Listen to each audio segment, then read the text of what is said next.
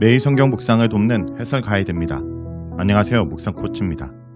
함께 읽고 나눌 말씀은 열왕기상 20장 35절에서 43절까지 말씀입니다. 아람의 재차 침공에 아합은 하나님의 도움으로 승리합니다. 하지만 아합 왕 베하닷이 항복해오자 기꺼이 항복을 받아주며 아람과 평화조약을 맺고 베하닷을 돌려보냅니다. 아람과의 전쟁은 여호와께서 주관하시고 참여하신 여호와의 전쟁이었는데 아합은 자기 마음대로 결정을 내렸고 이에 여호와께서는 분노하시며 아합의 책임을 물으십니다. 35절에서 37절을 보겠습니다. 35절에서 37절은 하나님의 명령에 순종한 선지자와 순종하지 않는 선지자에 대한 내용입니다. 아합이 아람과의 전쟁에서 승리하고 아람 왕 베하닷을 놓아준 후에 선지자 무리 중에서 한 선지자가 등장합니다. 여호와께서 아합에게 여호와의 말씀을 전달하려고 그를 보내셨습니다. 그런데 이 선지자는 전혀 예상치 못한 말과 행동을 합니다. 그의 친구 선지자에게 이르기를 여호와께서 자기를 치라고 말씀하셨다고 말한 것입니다. 본문에서 여호와의 말씀을 그의 친구에게 이르되 라고 말한 것은 선지자의 이상한 말은 실제로 여호와께서 그에게 말씀하신 것을 행하고 있음을 분명하게 드러내기 위해서입니다. 여기서 치다라는 말은 주로 전쟁에서 상대방을 공격하여 죽일 때 사용하는 단어로 심각한 폭행을 가하라는 의미며 선지자는 자신의 동료에게 이런 이상한 주문을 한 것입니다. 그러자 그 사람은 이 말을 이상하게 여겨 선지자의 말을 거절하고 그를 치지 않습니다. 그러자 선지자는 자신의 동료에게 여호와의 음성에 순종하지 않았으므로 자신을 떠나가게 되면 사자가 너를 쳐서 죽일 것이라고 예고합니다. 이런 여호와의 경고를 받고도 이 사람은 선지자의 곁을 떠났고 정말 그에게 사자가 나타나서 그를 쳐서 죽였습니다. 여기서 쳐서 죽이다로 번역된 단어는 35절에 치다로 번역한 단어와 동일한 단어로 선지자를 치지 않았기 때문에 본인이 맞아 죽게 되었다는 것을 강조한 것입니다. 이 선지자의 죽음은 열왕기상 13장에서 여로보암의 제단을 비판하러 왔던 유다 선지자의 죽음과 유사합니다. 둘 다 선지자이며 여호와의 말씀을 따르지 않아 사자에게 죽임을 당하고 있습니다. 죽은 사람은 선지자의 동료이기 때문에 그도 선지자 중 한 사람입니다. 선지자에게 다른 선지자가 여호와의 말씀으로 때리라고 하였을 때 그는 자신의 생각과 상관없이 순종해야 했습니다. 그는 여호와의 선지자이기 때문입니다. 여호와의 선지자는 여호와께서 시키시는 일이나 전하라는 말씀은 합리적으로 생각되지 않거나 자신에게 불이익이 될 것이라고 생각되어도 따라야 할 의무가 있습니다. 그런데 여호와의 말씀에 순종하기를 거절하였고 자신을 떠나면 사자가 공격하여 죽일 것이라는 여호와의 경고도 무시하였습니다. 그래서 여호와께서는 말씀하신 대로 사자를 보내어 죽이신 것입니다. 하나님께서는 분명히 우리가 이해할 수 없는 이유로 여러 가지 일을 시키시고 명령하시지만 하나님께는 분명한 이유가 있습니다. 하나님의 선지자나 하나님 말씀을 전달하며 사는 사람들은 하나님 말씀에 순종하며 살아야 한다는 사실을 다시 한번 강하게 알려주십니다. 동료 선지자의 죽음 이후에 선지자는 또 다른 사람을 만났고 그에게도 자신을 쳐달라고 동일한 요청을 합니다. 이 사람은 이전 사람과 달리 그를 쳐서 상처를 입혔습니다. 선지자가 요청한 대로 심하게 친 것입니다. 굳이 이렇게 비정상적으로 보이는 폭력을 사용하라고 말씀하시는 것이 이해가 안 될지도 모릅니다. 하지만 이렇게 하시는 이유는 사람들이 정상적인 방법으로 하나님 말씀을 전하면 듣지 않을 만큼 완악하다는 것을 보여줍니다. 베델의 늙은 선지자가 유다의 선지자를 죽이면서까지 하나님의 말씀이라는 것을 확인한 것처럼 사람들의 마음이 완악하여 상식적인 말이나 행동에는 꿈쩍도 안 하기 때문에 이런 극단적이고 이상한 방법을 사용하신 것입니다. 다음은 38절에서 43절을 보겠습니다. 38절에서 43절은 불순종한 아합에게 심판을 선고하는 선지자의 모습입니다. 얻어맞아 상처가 난 선지자는 자신의 눈을 수건으로 가리고 변장하여 길가에서 왕을 기다립니다. 이것은 선지자가 상처가 낫도록 맞은 이유가 아합 왕을 만나서 하나님의 말씀을 전달하기 위한 것임을 알려줍니다. 여기서 눈을 가린 것은 자신이 선지자는 사실을 왕에게 숨기기 위해서입니다. 41절에 따르면 선지자와 아합 왕은 서로 알고 있는 사이였기 때문입니다. 왕이 지나갈 때 선지자는 큰 소리로 왕을 불렀습니다. 그러면서 자신의 이야기인 것처럼 하며 왕에게 하소연합니다. 자신이 전쟁에 나갔다가 어떤 사람이 자신에게 포로 한 명을 데리고 와서 잘 지키라고 하였고 만일 잃어버리면 내 생명으로 생명을 대신하거나 그렇지 않으면 은 1달란트를 내야 한다고 했는데 자신이 이런저런 일을 보는 동안에 그가 사라졌다며 이제 자신이 어떻게 하면 좋겠냐고 묻습니다. 선지자의 말을 통해서 알 수 있는 것은 현재 선지자는 전쟁터에서 포로를 놓쳐버린 병사로 분장하였으며 전쟁터에서 돌아온 것을 좀 더 실감나게 표현하여 왕을 완벽하게 속이려고 선지자는 동료에게 자신을 때리라고 부탁한 것입니다. 여기저기 얻어맞은 상처에 눈까지 가려 마치 전쟁터에서 다치고 눈에 부상을 입은 것처럼 보이도록 하였기 때문에 아합은 완전히 속을 수밖에 없었을 것입니다.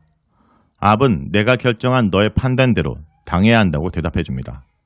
비록 전쟁으로 인해 부상을 입고 눈이 안 보이는 상황 속에서도 본인의 약속은 본인이 책임져야 한다고 조언한 것입니다. 여기서 본문은 아합 왕을 계속해서 이스라엘 왕이라 부르는데 이것은 왕의 이런 대답은 단순한 의견이 아니라 일종의 판결이라는 것을 강조하기 위해서입니다. 즉 본인이 책임져야 한다는 말은 의견이 아니라 왕의 판결인 것입니다. 왕이 자신의 판단에 대해서 자신이 책임을 져야 한다는 판결을 내리자 선지자는 급히 자신의 눈을 가린 수건을 벗으며 경태를 드러냅니다. 이스라엘 왕 아합은 그제서야 자신 앞에 있는 인물이 전쟁을 하고 돌아온 부상병이 아니라 선지자 중 한 사람이라는 사실을 알게 되었습니다. 아합 왕에게 자신을 드러낸 선지자는 여호와께서 이렇게 말씀하셨다라는 전형적인 구문을 통해 여호와의 말씀을 그대로 전합니다. 여호와께서는 그에게 내가 멸하기로 작정한 사람을 내 손으로 놓아주었다며 질책하십니다. 내가 멸하기로 작정한 사람으로 번역된 단어는 진멸이란 뜻으로 아람 왕이 진멸의 대상이었다고 말씀하시는 겁니다. 사실 아람의 전쟁은 여호와의 전쟁으로 여호와께서 아합에게 모든 군대를 너의 손에 넘기겠다고 하신 말씀은 아람 군대와 아람 왕을 진멸하는 뜻이었습니다. 이렇게 하나님께서 선지자를 통해 아람 군대에 대한 진멸 명령을 내리셨는데 아합 왕은 이를 무시하고 벳하닷의 항복과 뇌물과 상업적 이권에 대한 제한에 넘어가서 하나님의 명령을 무시하고 벤하닷과 그의 남은 군대를 살려서 돌려보냈습니다. 이에 대해 하나님은 벤하닷의 목숨은 아합의 목숨으로 대신하고 그의 백성은 내 백성의 목숨으로 대신받겠다 선언하십니다. 진멸이란 살아있는 모든 것을 죽이는 것을 말하며 진멸이 선언되면 그것은 모두 여호와께 속한 것으로 간주되어 하나도 빼돌려서는 안 됩니다. 진멸은 하나님의 심판입니다. 하나님께서는 아란군과 벤하닷을 아합의 손을 통해 심판하기로 작정하셨던 것입니다. 엘리야에게 벤하닷 이후에 아람 왕이 될 하사엘에게 기름을 부어 왕으로 세우라고 명령하신 것을 보면 벤하닷에 대한 심판을 미리 작정하고 계셨던 것으로 보입니다. 아합은 이런 하나님의 심판 선언을 듣고 승리의 기쁨 대신 근심하고 답답한 마음으로 왕궁에 있는 사마리아로 돌아갑니다.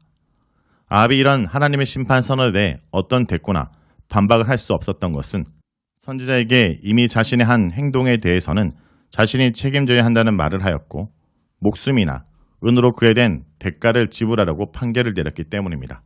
자신의 입으로 자신에 대한 판결을 내린 셈인 것입니다. 하나님께서 얻어맞은 선자를 아합에게 보내어 놓친 포로의 이야기를 하게 만들고 아합의 입에서 자신의 행동에 대해서 책임을 지라는 말을 하게 만드신 것은 아합이 빠져나갈 수 없게 덫을 놓으신 것입니다. 마치 나단이 부자와 가난한 자의 새끼 염소 비유를 통해 다윗이 자신이 범한 죄에서 빠져나가지 못하도록 하신 것과 동일합니다. 하나님께서는 이렇게 우리의 위선적이고 뻔뻔한 모습을 통해서 자신의 죄를 직면하게 만드십니다. 하지만 이런 질책에 대해 해결을 응답한 다윗과 달리 아합은 회개하지 않았고 그냥 근심하고 답답해하는 수준에서 머물며 하나님께로 돌아가지 않았던 것입니다. 오늘 말씀을 놓고 기도하겠습니다. 주님, 하나님의 말씀을 남이 아닌 자신에게 적용하는 사람이 되게 하여 주시옵소서. 오늘 본문에서 아합은 선지자의 이야기가 자신의 이야기인지 몰랐습니다. 말씀을 남들에게 빗대어 잘 비판하고 적용하면서도 정작 자신을 성찰하지 못하는 이 모습이 오늘 우리의 모습이 아닌지 돌아봅니다. 주님, 말씀이 남이 아닌 자신에게 비추어 그 말씀에 합한 자로 결단하고 회개하는 주의 백성이 되게 하여 주시옵소서. 예수님의 이름으로 기도드립니다. 아멘.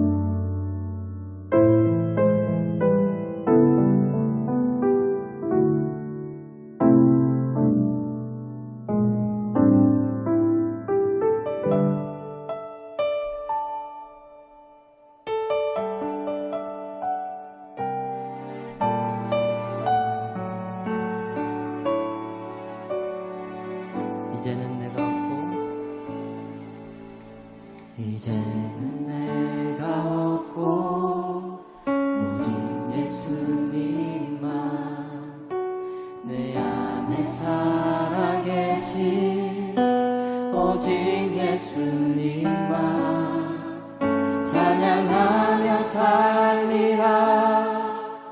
예배하며 살리라. 내 안에 계시는 오직 예수님만. 이제는 내가 없고 이제는 내가 없고 오직 예수님만. 내 안에 살아계신 오직 예수님만. 찬양하며 살리라. 예배하며 살리라. 내 안에 계시는 오직 예수님만. 주님은 나의 아바 아버지. 내 상한 영혼 만지시고 주님은 나의 하늘 아버지. 나의 모든 것 주님께 맡기리. 이제는 내가 없고 오직 예수님만. 내 안에 살아계신 오직 예수님만. 찬양하며 살리라. 예배하며 살리라. 내 안에 계시는 오직 예수님만. 이제는 내가 없고 이제는 내가 없고 오직 예수님만. 내 안에 살아계신 오직 예수님만. 찬양하며 살리라. 예배하며 살리라. 내 안에 계시는 오직 예수님만. 주님은 나의 아바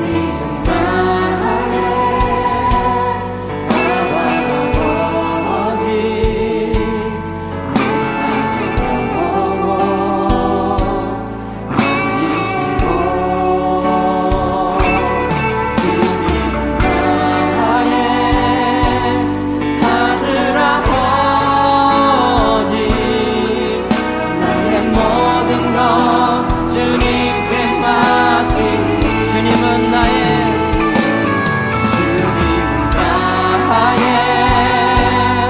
아바 아버지. 내 삶의 영혼 만지시고 주님은 나의 하늘 아버지. 나의 모든 것 주님께 맡기리. 이제는 내가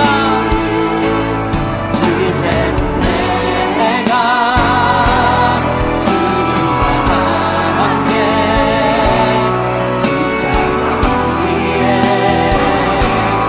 죽었으니. 이제는 내가 삶보다 뛰어 내 안에 주님이 사신 것이라.